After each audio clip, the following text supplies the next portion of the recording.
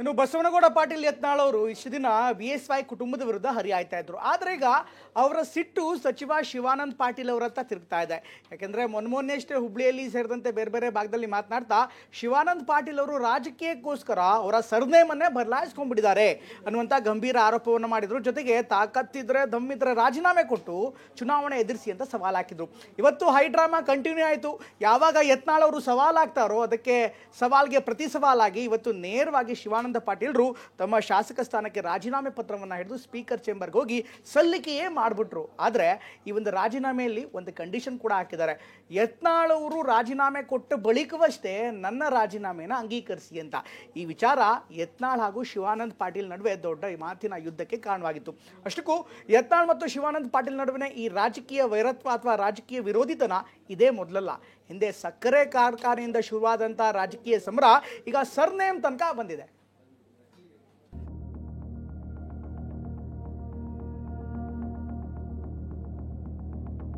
ನಿಮ್ಮ ಅಪ್ಪಗೆ ಹುಟ್ಟಿದ್ರ ನೀವು ರಾಜೀನಾಮೆ ಕೊಟ್ಟು ದಮ್ಮಿದ್ರ ನೀವು ಪಕ್ಷೇತರ ಬರೀ ನಾನು ಬರ್ತೇನೆ.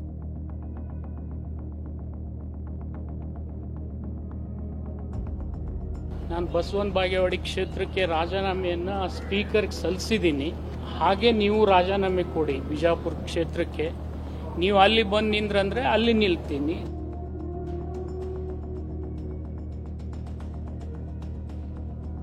ಏಕಾಏಕಿ ವಿಧಾನಸೌಧದಲ್ಲಿ ಗದ್ದಲವೋ ಗದ್ದಲ. ಸ್ಪೀಕರ್ ಯುಟಿ ಖಾದರ್ ಕಚೇರಿಗೆ ತೆರಳಿದ ಸಚಿವ ಶಿವಾನಂದ ಪಾಟೀಲ್ ಕೈಯಲ್ಲಿ ರಾಜೀನಾಮೆ ಪತ್ರ. ತಮ್ಮ ಶಾಸಕ ಸ್ಥಾನಕ್ಕೆ ಸಚಿವ ಶಿವಾನಂದ ಪಾಟೀಲ್ ಕಣ್ಮುಚ್ಚಿ ತೆರೆಯೋದ್ರಲ್ಲಿ ರಾಜೀನಾಮೆ ಸಲ್ಲಿಸಿದ್ರು. ಸಿದ್ದರಾಮಯ್ಯ ಸರ್ಕಾರದಲ್ಲಿ ಜವಳಿ ಖಾತೆ, ಸಕ್ಕರೆ ಖಾತೆ ನಿಭಾಯಿಸುತ್ತಿರುವ ಶಿವಾನಂದ ಪಾಟೀಲ್ರಿಗೆ ಏನಾಯ್ತಪ್ಪ ರಾಜೀನಾಮೆ ಕೊಡುವಂತದ್ದು ಅಂತ ವಿಧಾನಸೌಧದಲ್ಲಿ ನೆರೆದಿದ್ದವರೆಲ್ಲ ಒಂದು ಕ್ಷಣಕ್ಕೆ ಗಾಬರಿಯೋ ಗಾಬರಿ.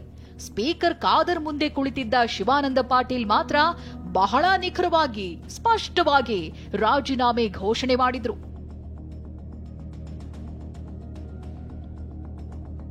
ಜೊತೆಗೆ ಅವರು ಒಂದು ಸವಾಲು ಹಾಕಿದ್ರು, ನೀವು ಸ್ಪೀಕರ್ಗೆ ರಾಜೀನಾಮೆ ಕೊಟ್ಟು ನನ್ನ ವಿರುದ್ಧ ಸ್ಪರ್ಧೆ ಮಾಡಿ ಗೆದ್ರೆ ನಾನು ರಾಜಕೀಯ ಬಿಡ್ತೀನಿ, ಇಲ್ಲದೆ ಇದ್ರೆ ನೀವು ರಾಜಕೀಯ ಬಿಡ್ರಿದ್ರು ಅಂತ ಹೇಳಿದ್ದಾರೆ. ಆ ಹಿನ್ನೆಲೆಯಲ್ಲಿ ಇವತ್ತು ನಾನು ಬಸವನ ಬಾಗೇವಾಡಿ ಕ್ಷೇತ್ರಕ್ಕೆ ರಾಜೀನಾಮೆಯನ್ನು ಸ್ಪೀಕರ್ಗೆ ಸಲ್ಲಿಸಿದ್ದೀನಿ. ಶಿವಾನಂದ ಪಾಟೀಲ್ ಹೀಗೆ ರಾಜೀನಾಮೆ ನೀಡಲು ಕಾರಣ ಶಾಸಕ ಬಸನಗೌಡ ಪಾಟೀಲ್ ಯತ್ನಾಳ್ ಅವರ ಸವಾಲು. ಹೌದು, ಸಚಿವ ಶಿವಾನಂದ ಪಾಟೀಲ್ ಹಾಗೆ ಯತ್ನಾಳ್ ನಡುವೆ ರಾಜಕೀಯವಷ್ಟೇ ಅಲ್ಲ, ವೈಯಕ್ತಿಕ ಕೆಸರೆರಚಾಟ ಶುರುವಾಗಿದೆ. ಮೊಹಮ್ಮದ್ ಪೈಗಂಬರ್ ವಿಚಾರವಾಗಿ ವಿವಾದಿತ ಹೇಳಿಕೆ ನೀಡಿ ಆಕ್ರೋಶಕ್ಕೆ ಗುರಿಯಾಗಿದ್ದು ಯತ್ನಾಳ್. ಈ ವಿಚಾರಕ್ಕೆ ಇಡೀ ಮುಸ್ಲಿಂ ಸಮುದಾಯ ಅಷ್ಟೇ ಅಲ್ಲ, ಕಾಂಗ್ರೆಸ್ ನಾಯಕರು ಕೂಡ ಯತ್ನಾಳ್ ವಿರುದ್ಧ ವಿರೋಧ ವ್ಯಕ್ತಪಡಿಸಿದ್ರು. ಅವರ ವಿರುದ್ಧ ಜಿಲ್ಲೆಯಲ್ಲಿ ಪ್ರತಿಭಟನೆ ಕೂಡ ಮಾಡಿದ್ರು. ಬಳಿಕ ಮಾತನಾಡಿದ್ದ ಯತ್ನಾಳ್ ಶಿವಾನಂದ ಪಾಟೀಲ್ ಅವರನ್ನ ಉದ್ದೇಶಿಸಿ ಬಾಯಿಗೆ ಬಂದಂತೆ ಬೈದಿದ್ರು. ಶಿವಾನಂದ ಪಾಟೀಲ್ ಪಾಟೀಲ್ರೇ ಅಲ್ಲ, ರಾಜಕೀಯಕ್ಕಾಗಿ ಪಾಟೀಲ ಅಂತ ಸರ್ನೇಮ್ ಸೇರಿಸಿದ್ದಾರೆ. ಅಪ್ಪನಿಗೆ ಹುಟ್ಟಿದವ ಆದ್ರೆ ಶುಕ್ರವಾರದೊಳಗೆ ರಾಜೀನಾಮೆ ನೀಡಿ ಚುನಾವಣೆಯಲ್ಲಿ ನನ್ನ ಮುಂದೆ ಸ್ಪರ್ಧಿಸಲಿ ಅಂತ ಸವಾಲ್ ಹಾಕಿದ್ರು.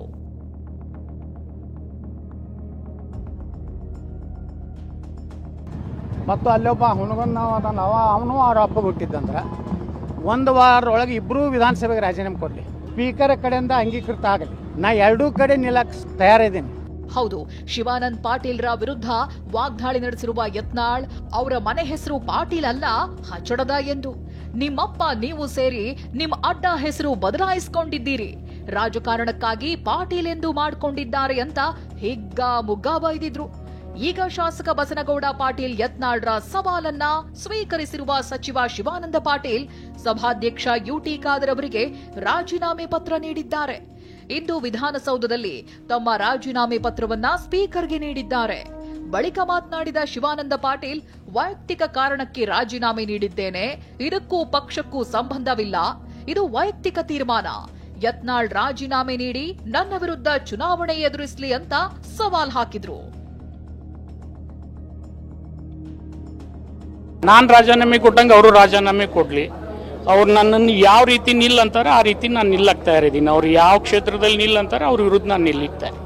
ಇನ್ನು ಈ ರಾಜೀನಾಮೆ ಪತ್ರವನ್ನ ಯತ್ನಾಳ್ ರಾಜೀನಾಮೆ ನೀಡಿದ ಬಳಿಕ ಅಂಗೀಕಾರ ಮಾಡುವಂತೆ ಖಾದರ್ಗೆ ಮನವಿ ಮಾಡಿಕೊಂಡಿದ್ದಾರೆ. ಯತ್ನಾಳ್ ರಾಜೀನಾಮೆ ಕೊಡುವ 1 ಗಂಟೆಗೆ ಮುಂಚೆ ತನ್ನ ರಾಜೀನಾಮೆ ಪತ್ರ ಅಂಗೀಕಾರ ಮಾಡಿದ್ರೆ ಸಾಕು ಎಂದಿದ್ದಾರೆ.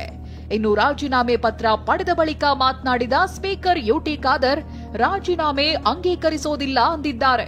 ಯತ್ನಾಳ್ ಅವರ ರಾಜೀನಾಮೆಯನ್ನು ವಿಧಾನಸಭೆ ಸಚಿವಾಲಯವು ಇದುವರೆಗೆ ಸ್ವೀಕರಿಸುವುದಿಲ್ಲವೆಂದು ನಾನು ಶ್ರೀ ಶಿವಾನಂದ ಪಾಟೀಲ್ಗೆ ತಿಳಿಸಿದ್ದೇನೆ.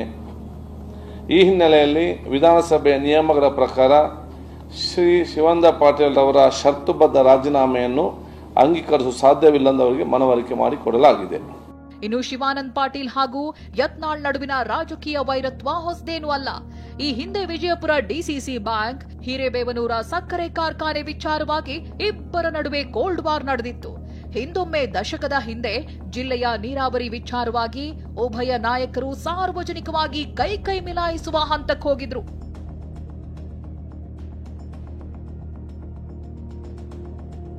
ಕಳೆದ ವಿಧಾನಸಭೆ ಚುನಾವಣೆಯಲ್ಲಿ ಶಿವಾನಂದ ಪಾಟೀಲ್ ಪುತ್ರಿ ಸಂಯುಕ್ತಾ ಪಾಟೀಲ್ ವಿಜಯನಗರ ಕ್ಷೇತ್ರಕ್ಕೆ ಆಕಾಂಕ್ಷಿ ಅಂತ ಟಿಕೆಟ್ ಬೇಡಿಕೆ ಇಟ್ಟಾಗಲೂ ಯತ್ನಾಳ್ ಶಿವಾನಂದ ಪಾಟೀಲ್ ವಿರುದ್ಧ ಕೆಂಡ ಕಾರಿದ್ರು.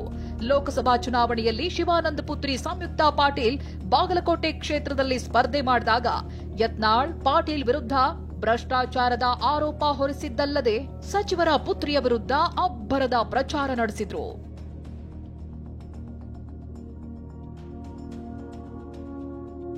ಸಕ್ಕರೆ ಕಾರ್ಖಾನೆಯಿಂದ ಆರಂಭವಾದ ರಾಜಕೀಯ ಸಮರ ಈಗ ಸರ್ನೇಮ್ ತನಕ ಬಂದಿದೆ.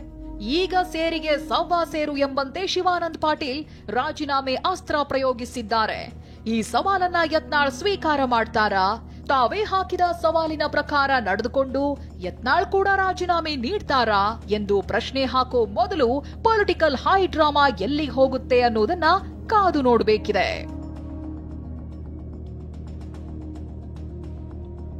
ಪ್ರಸನ್ನ ಗಾಂವ್ಕರ್, ಟಿವಿ9 ಬೆಂಗಳೂರು.